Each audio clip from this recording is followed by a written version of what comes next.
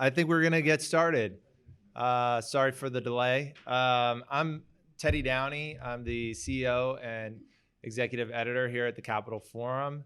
And I'm gonna introduce Congressman Brad Miller momentarily, but first I wanted to thank a few people who were really instrumental in making this event a success.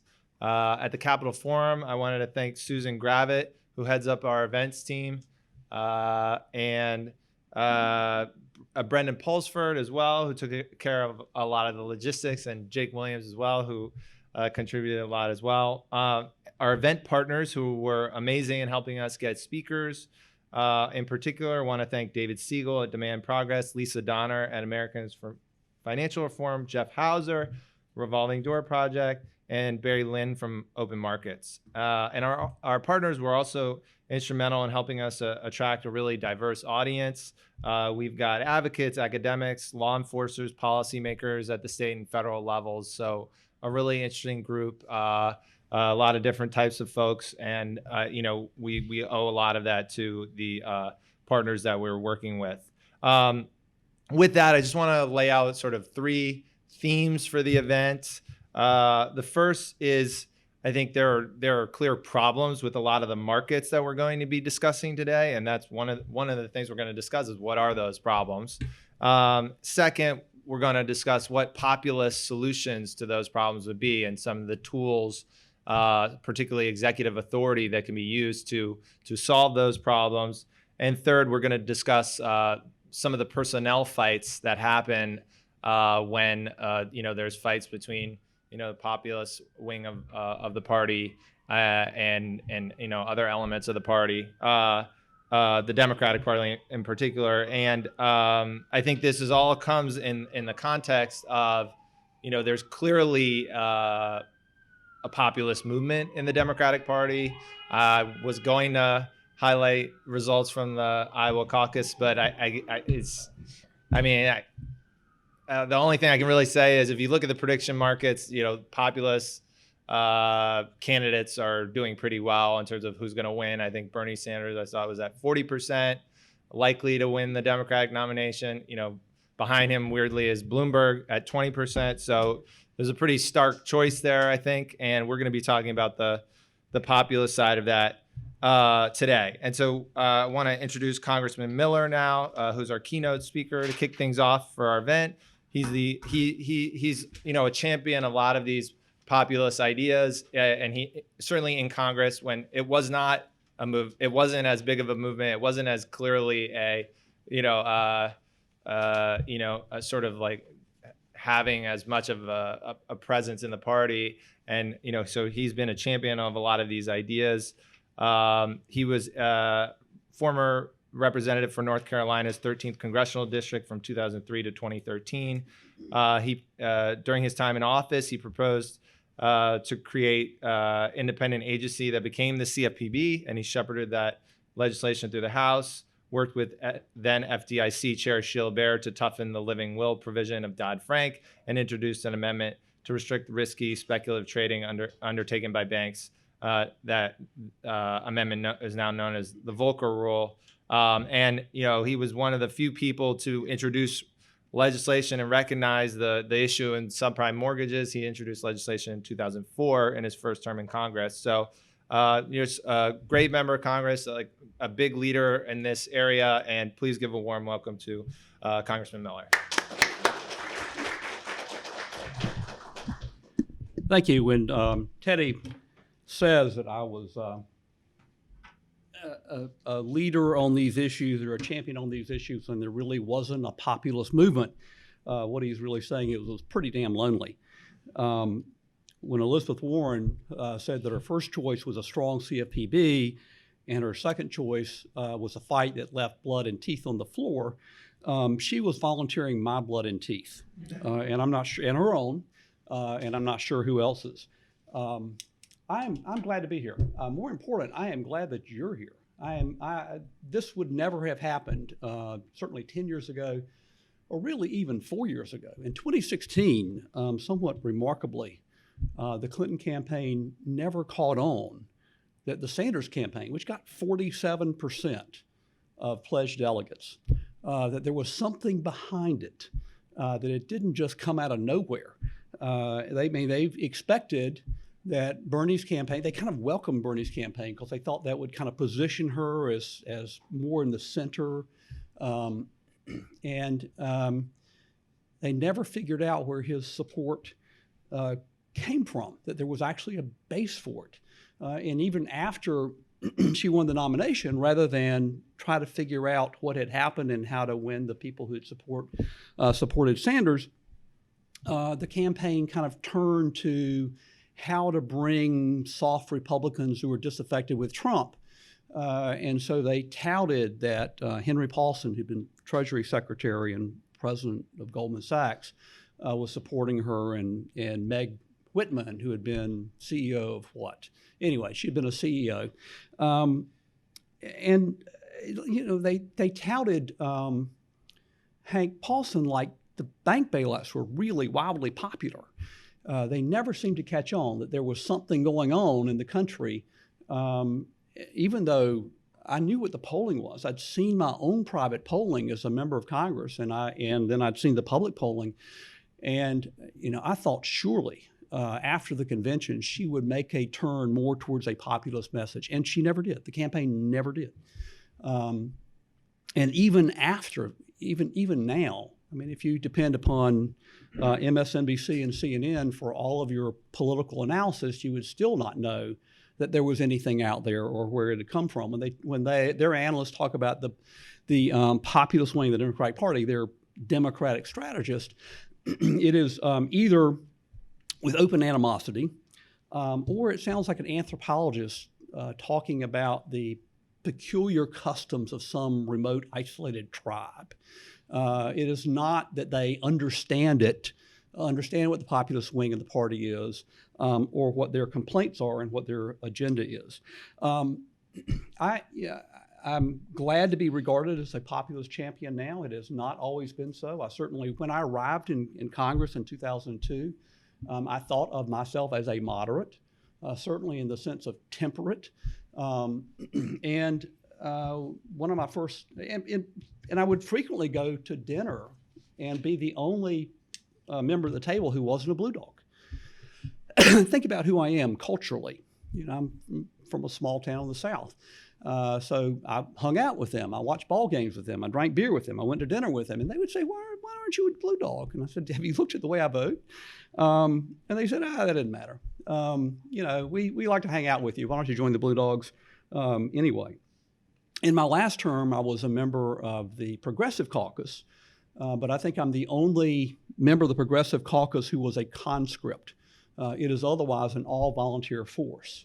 I talked with Keith Ellison about something, and he was talking to me with the obvious assumption I was a member of the CPC, and I said, Keith, I'm not in the CPC. And he looked at me. He was startled. He looked at me, why not? And I said, well, I don't think I'm that liberal. I don't think I'm that progressive.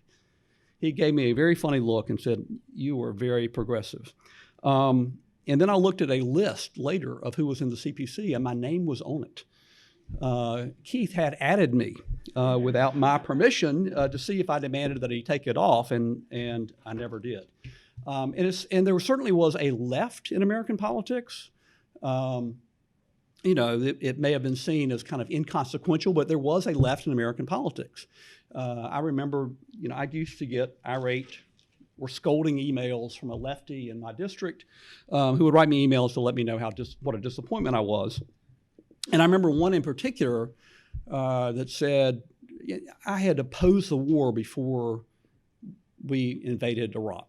I said, this is a really bad idea. I was not there for the vote in the fall of 2002. I was elected in 2002.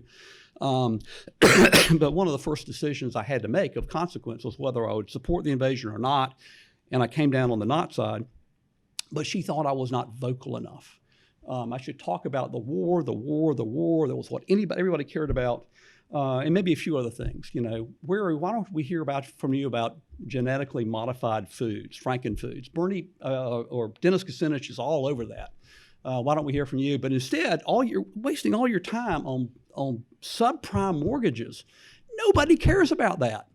This was like in 2006, 2007.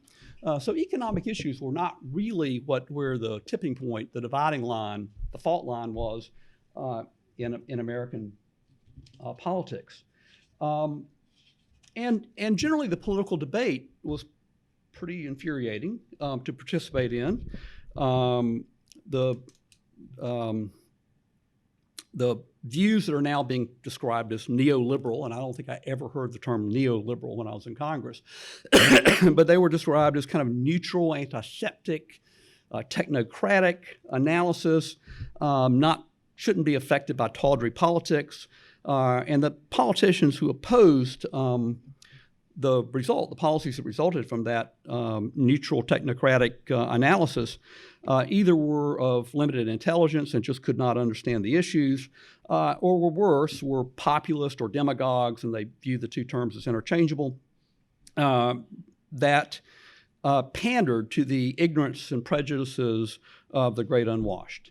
When I was first elected, I was immediately appointed to the Financial Services Committee, and lobbyists for the financial services industry would sit in my office as a new member, and they saw me as a likely target for a friendly member for the same reason the Blue Dogs thought I was a potential member.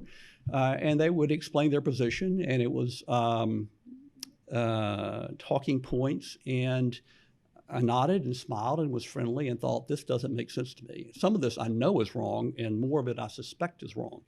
And then I would attend the hearings on the topic that they had talked to me about, and would hear one member after another repeat almost verbatim, really almost word for word, what the populists had said in my office with great solemnity. And I would look to the back of the room where the lobbyists sat, and they were all nodding with approval. Yes, this is a member with gravitas. This is a member with a sophisticated understanding of the issue. And of course, it was all just nonsense. And there really was not a counterweight, either kind of intellectually in policy terms. There were some professors out there in the world, but with beards, who pays attention to them? They weren't really connected to the policy debate. And there was no real constituency for any other point of view. So as a result, we had a generation of policy all on one side. And I think the big issues that are frequently cited, the end of Glass-Steagall, the end of the separation between commercial and investment banks, the interstate banking, the deregulation and prohibition on any regulation of derivatives. But there were just hundreds, countless little policy decisions that were not actually that little. Lehman Brothers was borrowing $200 billion a night in overnight lending, the shadow bank lending. Now, usually the problem with bank runs is there's a maturity mismatch. You're borrowing short term, you're lending long term. I don't know what everything they spent that $200 billion a night was on, but if it was matched up against overnight lending, there was a maturity mismatch. And that's what happened. That was really what caused the most acute phase of the financial crisis was a run, an old-fashioned run, just like in the movie It's a Wonderful Life. An old-fashioned run on the relatively unregulated shadow bank system. And Lehman went down. But where did those financial lenders who had lent them $200 billion a night stand in line? They stood first in line. They knew they would be paid before anybody else. And it was one little statutory change after another that collectively meant that the financial institutions could lend to each other and know that they would get paid back before anybody else, and it would get paid back immediately. So what had been regarded as an important check on financial risks, the market discipline of people not lending to you if you look pretty sketchy, was not there. Elizabeth Warren connected a colleague of hers on Harvard faculty, Mark Rowe, because he wanted to talk to somebody on the Financial Services Committee about how those little statutory provisions had added up and how they'd caused so much of the, had contributed greatly to the financial crisis and how they should be changed. And I listened to him for about half an hour. I could tell he was frustrated in talking to me, that I didn't get it immediately. And I said, I was dealing with too many issues in the Dodd-Frank reform, and nobody else was talking about that. There was no constituency for it. Americans for Financial Reform might have been for it, but that wasn't something they were pushing for. And I said, I just can't handle this. And obviously it didn't end up in the bill. But when Elizabeth Warren introduced the 21st Century Glass-Steagall Act, Section 5, little noticed, repealed all those special provisions, all those special status to interbank lending, to lending by one bank to another.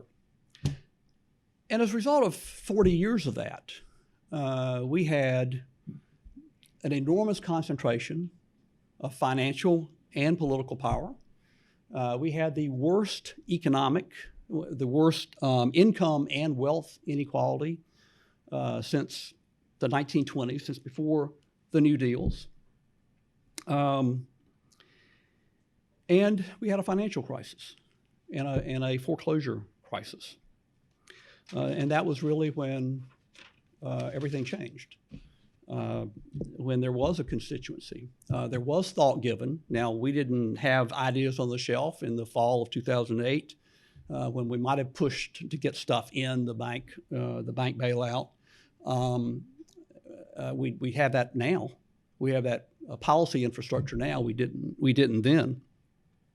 So everything has really changed. And the Sanders campaign in 2016, the Warren and Sanders campaigns now in 2020, of course, the AOC campaign, all came out of that intense disaffection for what had happened in Washington over a generation. And the average voter doesn't know what a qualified financial contract is that got that special treatment. They don't know what shadow bank lending is. I mean, why should they? They've got their own jobs. They've got their own lives. Why should they have to know that stuff? But they do have a sense that Washington is really run behind closed doors. And when the doors close, there's no one there on their side. And they get screwed. And that's not wrong. And that's the fundamental premise of populism. It was in the 1890s, really, that there are elites who control things and look after themselves, not ordinary people. It has been continuously so. It's probably true of a lot of the people in Pennsylvania and Michigan and Wisconsin who voted for Trump in 2016. Trump spent the last 2 weeks of that campaign running TV ads that were to the left of Bernie Sanders. So there is, when I was first elected to Congress, all of the skills that I thought I had as a legislator, I'd been in the state legislature for 8 years, and traditionally that's a great advantage to have been a state legislator. All those skills were completely useless to me. I talked early on with Marion Barry. Now, there are two Marion Barrys. There's the drug-addicted former mayor of Washington, not him. And then Marion Barry, who's a good old boy congressman from Arkansas. And I talked to Marion, and he was a blue dog.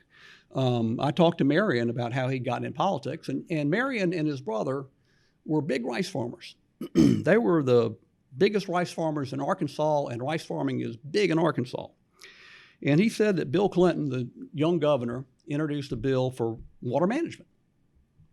Rice farming uses an ungodly amount of water. And Marion and his brother didn't like the bill. So they went to Little Rock and they went door to door, talked to legislators, and they killed it. 2 years later, new legislature, Clinton introduces the same bill, same thing happened. And then Bill Clinton calls Marion and says, look, we can keep doing this, But one year I may get that bill passed, and you're not going to like it because you will not have had a word to say about that. Or you can come here to Little Rock and we can sit down and we can talk and we can see if we can work something out, something you can live with, something you want to oppose. And Marion went and they worked something out. And Marion Barry and Bill Clinton were fast friends after that. And he ended up being appointed to a fairly high position in the Clinton administration. And when the congressional seat opened up where Marion lived, everybody was for Marion, and he was easily elected. And I thought, all right, I understand that kind of politics. That's what I did in the state legislature. I get it. I can do this. And Washington wasn't, the Congress was not like that at all. Instead, we had the kind of debates that I described of committee members just repeating the talking points. And it was not at all candid.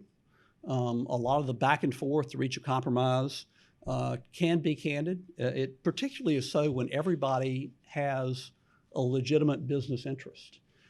Because most of the businesses I dealt with in the legislature actually produced a useful good or service. And they had competitors to keep them honest. And that made it possible to deal with them fairly candidly, for them to deal with me fairly candidly. A lot of what of the industries that really are most influential in Congress are entirely extractive. They do nothing useful. They simply try to get themselves in a position to take tolls, like a bridge toll, when money goes by them. And that makes candor a little more difficult in describing what their business is and how legislation would affect it and why that would be bad for others and not just for them. And the executive branch was worse to deal with. There was an article that Noam Schreiber wrote in New Republic on Valerie Jarrett, profile of Valerie Jarrett, called The Obama Whisperer. And it included this paragraph, which was striking to me. The Clinton alumni Obama initially hired to run his White House and hash out his economic policy were flamboyantly centrist, fanatical about winning over financial markets and moderate voters. In their view, a Democratic president could make no bigger mistake than becoming a captive of the left. And they acted as if they owned the place. I can't tell you how tedious they were to deal with.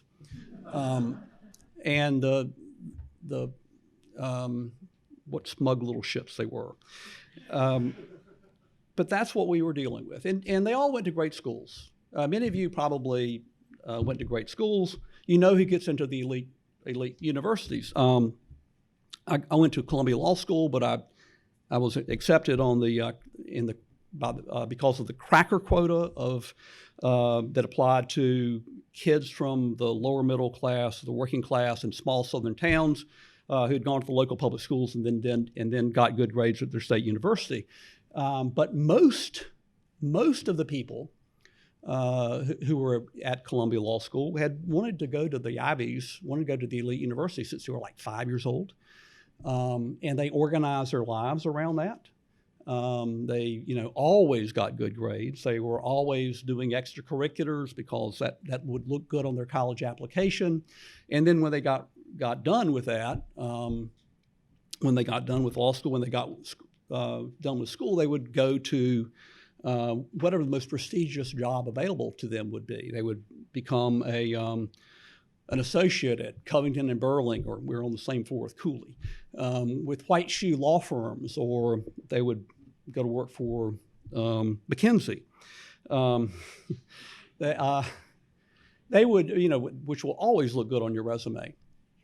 It is not a background that produces free spirits and independent thinkers. Because all their lives, the one thing they've been good at, very good at, is knowing what was expected of them, knowing what they were supposed to do, what they're supposed to say, what they're supposed to think, and then doing that. And that's who we ended up with. I mean, I did go to Columbia Law School. I entered Columbia Law School in the fall of 1975. And the riots in '68 were still very much a part of campus lore. And my favorite story from the university, from the occupation of the administration building, was that the SDS chapter marched on the administration building to take it over, to occupy it, and they were flummoxed when they got there and the doors were locked. They didn't know what to do. And one kind of tentatively said, well, the doors are glass. We could break the glass. And they all recoiled at the thought of breaking glass. And after a minute or two, they decided, well, yeah, we're revolutionaries. Revolutionaries break glass.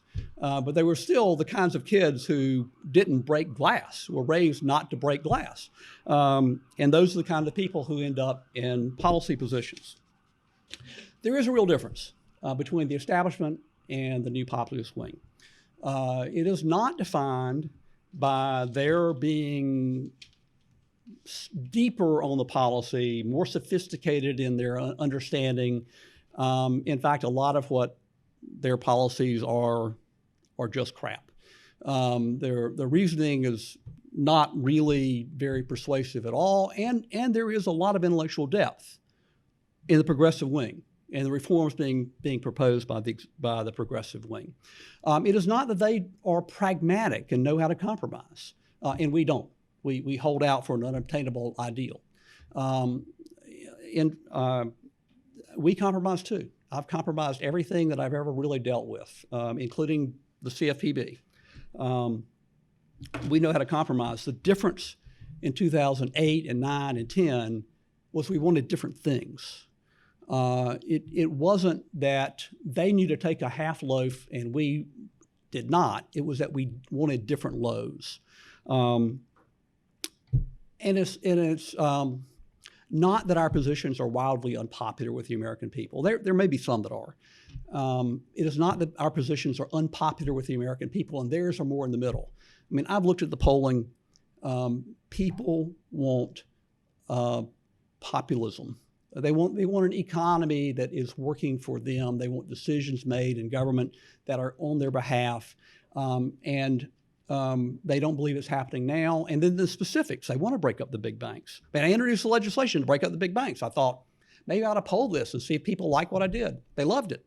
There was a bit of a problem that a lot of people didn't really believe it because they thought that's something politicians tell us they do, and but they don't really do it. It's not that. And I asked a question. Sometimes I would on the polling. Sometimes I would think about how my parents would talk. What would they say? How would they describe this? My pollster hated it when I asked him to include those questions. But he would do it because he wanted my business. And I asked a question. How important to you is it, I can't remember the exact phrasing. How important is it to you that a congressman be for the people who are trying to make an honest living, not the people who are trying to make a killing on Wall Street? Wildly popular. That's what they want in politicians.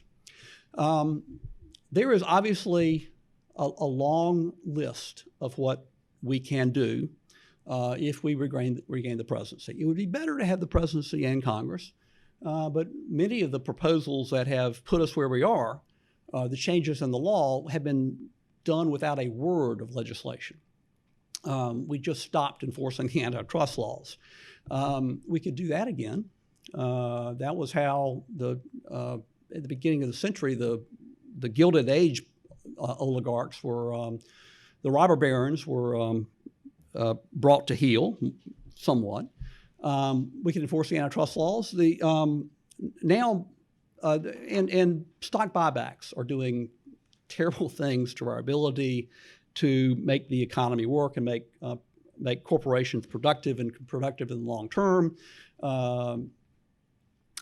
For a long time, there was one economist, Bill Lazonic, who fought a lonely battle against that, but now that's being embraced by more and more that would end that. That was a change in the law, in the regulation by the Securities and Exchange Commission, the SEC, back in the Reagan administration, and it could be changed again. It was before that, buying back your own stock was seen as stock manipulation because it manipulates stock. But the regulation created a safe harbor for stock buybacks. The safe harbor was approximately the size of the Pacific Ocean. That could be changed. The list is on. I mean, the post offices could make more provide more consumer banking services. The Securities Exchange Commission could require disclosure of corporate spending, political spending. The FDIC could require smaller banks or more capital, and could say that the Volcker rule really was part of the law after all. There's a lot to do. Here's what I want to give. I want to defer both to the Sanders campaign, the Sanders candidacy, and Warren's candidacy. There are two things we need to do. And I know there was this debate about this theory of change. We do need a movement. We need to talk about these issues. They're political issues. They should be decided through our political system and how our economy works, who benefits, what is useful behavior and what is not. Those have always been subject to political debate until the last generation. We need to take the policies out of closed door, behind closed doors, and tell people what we're doing, because they will be for us for the most part. And if they're not, we need to know that and figure out what to do about it. And second, personnel is policy. That's more the first was more my deference to the Sanders view. And that's not really who I am. I'm not really Malcolm. I'm not Martin. I'm really more Lyndon. I'm really much more of a pragmatic politician myself. But there does need to be public debate. And we need to recognize that it's not going to be consensual. And Bernie certainly doesn't have any felt need to be consensual in what he has to say. And we need to recognize, as Dr. King says, that no one gives up power without a demand. We need to make a demand. And we need to recognize that the elections for the next little bit need to be about changing who has power. Most of the time, people seek political office by trying to win the favor, the support of the people who have power. I've done it. I mean, I was on the ballot 2 years, every 2 years for two decades, either for the state legislature or for Congress. I understand that. But every generation or two, we've had an election or a series of elections that have been about changing who has power. And we need to have an election and a series of elections that are about that. And second, personnel is policy. The kids I described who grew up to be lawyers or economists or whatever can't continue to make decisions behind closed doors. We need to change. Inevitably, there are going to be decisions that are made in private. They're going to be, and we do want to encourage some candor in how we talk that we can't do if the C-SPAN camera is there. But it matters who's in the room, and that's, I think, Elizabeth Warren's great strength, her great argument, is we need to find people who are smart, but haven't organized their lives around winning the favor of the people who can advance their careers. And all of those alphabet soup agencies have enormous power. And if we put the right people in those agencies, the changes that I just described can happen. And I know that will be the first effort for both the Sanders and a Clinton, a Sanders and a Warren administration. Thanks, Kim. Let's take one question.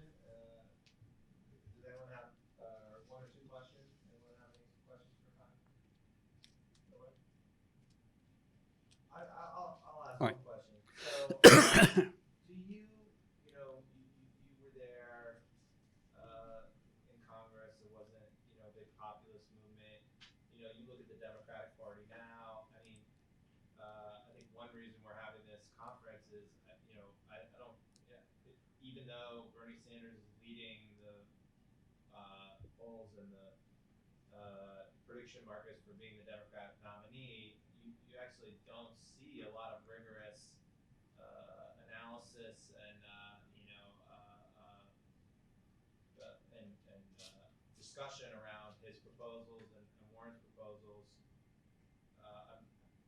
What is do you feel that it's like inevitable, or is there still a good chance that this is not going to happen, or what's your feeling, just kind of looking at where young people are and what you're seeing? How different is it from when you were there, and how different is it now? And how likely are we going to see these policies and these people, out of this election or future elections?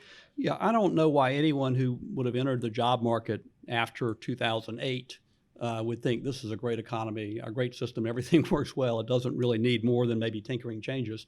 I don't know. I mean, obviously, a lot of the issues I've discussed are pretty damn technical, but we managed.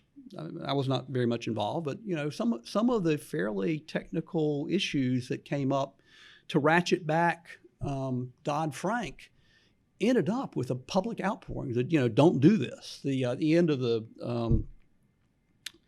what was it called? The rule that Blanche Lincoln put in. What? Swaps push out. Yes, swaps push out. That the opposite, and the two people in the back were both part of that effort. It actually became there was a lot of public outcry about that, in the 2005 bankruptcy bill. I mean, I think there's always been some of that. The 2005 bankruptcy bill. I talked to members. I voted against it. I'm very glad I voted against it. I really wanted to vote for it because that's what moderate Southerners are supposed to do. And everybody I talked to bankruptcy judges, I talked to some lawyers who handle bankruptcy, and I could not persuade myself to vote for that bill, and I voted against it. But the good political play appeared to be to vote for it. And I talked to Democrats who had voted for it, and they were just astounded at the blowback that they had gotten from folks about that bill. And then the swaps push out, very technical. Who the hell knows what that is, right? But it produced a lot of calls to Congress and people telling their congressman or their congresswoman, don't do that. So it is possible to make these more political, maybe more of a subject of debate, even though some of them are really technical. And people do get at a bigger level whether Congress is really acting for them, whether politicians are really for them or really for somebody else. And they're pretty convinced now that pretty much everybody in politics is not really for them. And I think that's one great advantage of Bernie and Elizabeth Warren is I think both of them, authenticity is now the buzzword. They're both authentic. They both have credibility on that issue.